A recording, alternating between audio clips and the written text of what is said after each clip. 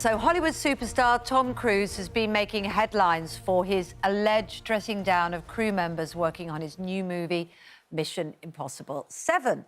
Now, he allegedly saw them flouting COVID rules. Have you seen these images? Let's have a listen. You're back here in Hollywood making movies right now because of us! Because they believe in us and what we're doing! I'm on the phone with every studio at night. Insurance companies. Producers. And they're looking at us and using us to make their movies. We are creating thousands of jobs. I don't ever want to see it again. And I see you do it again, gone. He didn't mince his words, did he? There's the sound that was taken from the set, and clearly he saw some of the crew not adhering to COVID safety regulations. And someone like that who's producing the film, starring in the film, understands the importance of the film happening. Well, it's partly his responsibility. It's the senior people on the set responsibility to keep everyone safe. So you could see why he might be pressurised, but it was pretty direct. The question we're asking this morning, though, should you confront COVID rule breakers in that sort of way? Here to discuss it is presenter Nana Okoye, who says she confronts people who aren't wearing a mask directly. And CEO of We Love Work, Paris Petgrave, says we should be spreading positivity right now and not aggression. Interesting. So you would say then, Paris, because you could argue that one thing doesn't discount the other, does it? Spreading positivity and tackling things head on. But what is it about the Tom Cruise approach that you don't like, Paris? I just think, you know, at the end of the day, we're all under immense amount of pressure right now. There's high levels of anxiety. You know, people are stressed, and, you know, it's not just Tom Cruise who's in a situation where his business and his livelihood are under threat. There's been a number of businesses that have been forced to close again after just 1 week of opening. And, you know, when I was out in the restaurants last week, we were obviously supporting local businesses. And, you know, there were people that, you know, absent-mindedly, you know, inadvertently, you know, broke COVID protocol. So, for example, you're sitting and you're eating your food, then you're getting up to go to the toilet, and then all of a sudden, oh, I've actually forgotten to have my mask. Now, if the restaurateur came up to us or up to anybody who did that and started to scream obscenities, it wouldn't be socially acceptable. It wouldn't be something that we would expect. It's not in line with our values. It's not how we deal with things. And there's no need to be so aggressive and so abusive. It's not that I'm disagreeing with Tom. Tom was very right. He was very passionate.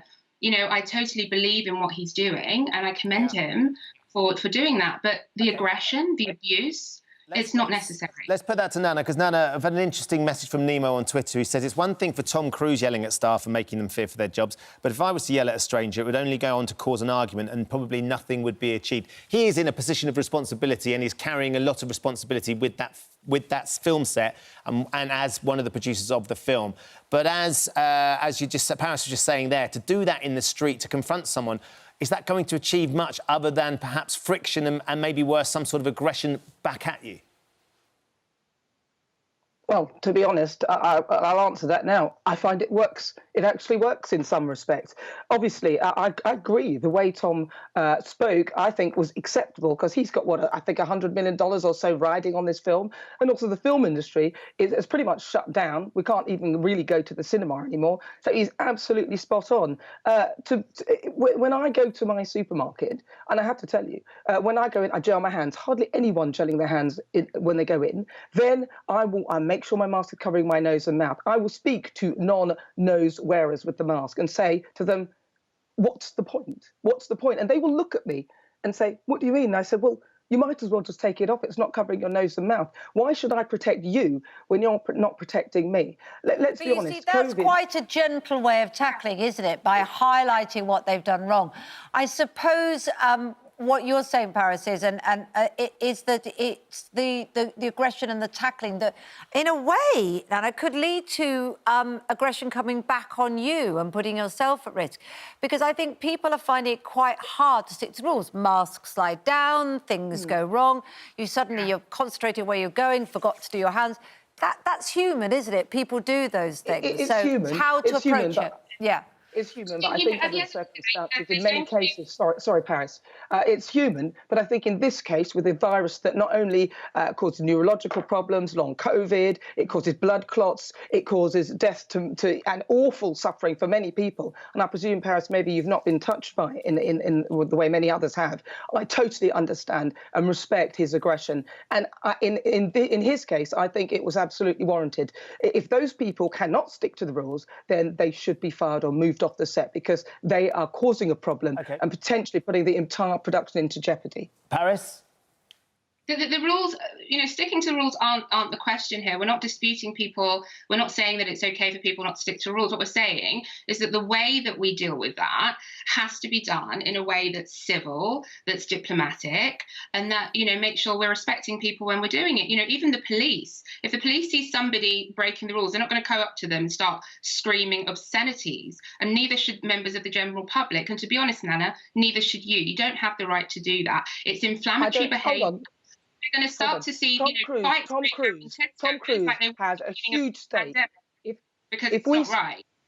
Tom Cruise, he has a huge stake in this film, so it is totally totally understandable why he would be absolutely furious that people are flouting the rules and potentially putting his things in jeopardy. And I absolutely agree with him. You know, I'm respectful to people, but that level of aggression, I think, from him is perfectly acceptable, especially under the circumstances. Okay. We're going to, unfortunately, because of the nature of Skyping in and Zooming in, you can't talk over each other because we can't hear what either of you are saying. Sadly, we're going to have to leave it there.